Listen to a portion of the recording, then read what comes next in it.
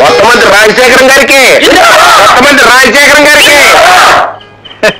సదానందం, నేను నిజంగా గాంధీ గారికి దండ వేయడానికి వచ్చాను, నువ్వు నమ్ముతున్నావా? మరి ఎందుకు వచ్చారండి? గాంధీ గారిని అర్థం పెట్టుకుని ₹1 కోటి సంపాదించాలని వచ్చాను. ఏంటండి? ఇదిగా కాంట్రాక్ట్ మీద నువ్వు ఎంతవరకు ఎంత సంపాదించావు? ఏముంది చెప్పండి. సిమెంట్ లేకుండా వంతెల్ని కట్టి ఓ 10 లక్షలు, ఇసుక లేకుండా ఇల్లు కట్టి ఒక 20 లక్షలు సంపాదించానండి. అరసి బుర్ర లేకుండా ఓ 10 లక్షలు సంపాదించా. ఇప్పుడు ₹1 కోటి సంపాదించే అవకాశం వచ్చింది. Jalaganga project central government sanction ఇస్తున్నారన్న విషయాన్ని ఢిల్లీలో ఫైల్లో నేను స్వయంగా చూశాను. ఆ కాంట్రాక్ట్ మనిషి వస్తుంటారా? సరుకున్న మినిస్టర్తో నువ్వు ఈ మాట అంటున్నావు అంటే నువ్వెంత తెలివి తక్కువడో నాకు ఇప్పుడు అర్థమవుతుందయ్యా. ఈ విషయం పేపర్లో వచ్చిందంటే తూములు కంపెనీ వాళ్ళు రేట్లు పెంచేస్తారు, కానీ నువ్వు ముందే తూములు కొనేసి రోడ్ల పక్క పడే. దాంట్లో ఉన్న బాధ మీకు ఏం తెలుసు చెప్పండి. బిల్లు లేకుండా తూములు కొని ఒక్కొక్క తూముని లారీ మీద అక్కడ చేర్చాలి అంటే చేతిలో 30 లక్షలు వదులుకున్నట్టే. అబ్బా, కాంట్రాక్ట్ లో డబ్బు రాబడి లేవయ్యా నేను చెప్పి. అయ్యా, ఇన్ని ఏర్పాట్లు చేసిన తర్వాత ఆ కాంట్రాక్ట్ మనకు రాకపోతేను చెవులో పువ్వు పెట్టుకున్నవాడిని కాంట్రాక్టర్ చేసినందుకు నేను బాధపడుతున్నానయ్యా. చెప్పి పంచి ఇదిగా రాబడిలో మనకి 50-50. అలాగేనండి. ఇదిగా స్విస్ బ్యాంక్. అయ్యి బాబోయ్, అది సత్యం మర్చిపోను. మీరేం కంగారు పడకండి. తెల్లారే పాటికి రోడ్లు కనపడకుండా తూములతో పూడ్చి పెట్టిచ్చేస్తాను.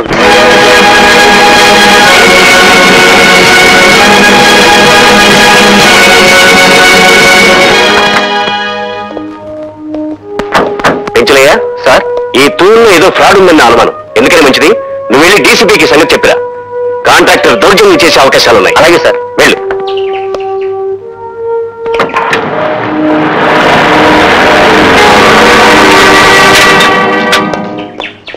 నమస్కారం అండి ఇంజనీర్ గారు.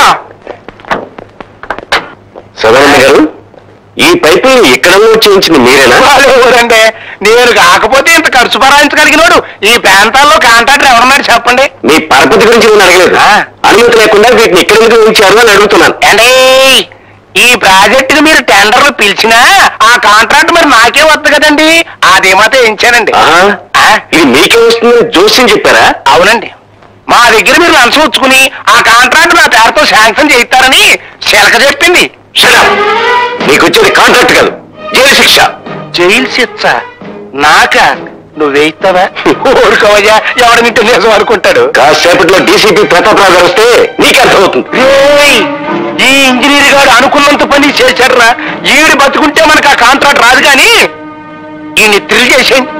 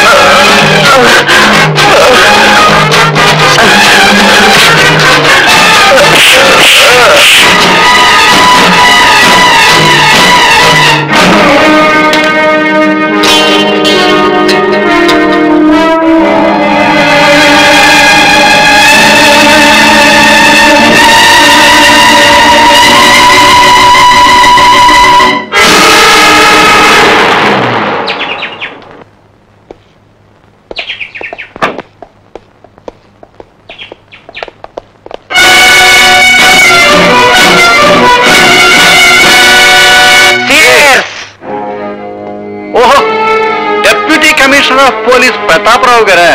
పర్వాలేదు, కూర్చోండి. పర్వాలేదు, నిలబడతాను. ఏమిటిలా వచ్చారు? నేను నేరస్తుల కోసం వచ్చాను. ఇక్కడ ప్రజా సేవకులే కానీ ప్రజాద్రోహులు నేరస్తులు ఎవరు లేరండి. ఆత్మద్రోహం చేసుకునే మనిషికి ప్రజాద్రోహం గురించి ఏం తెలుస్తుంది రండి.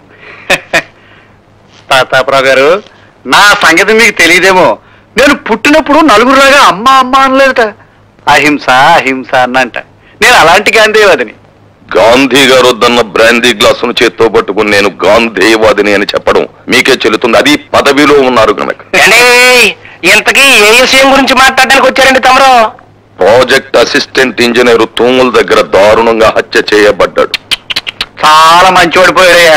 పోదర ప్రమాయించు.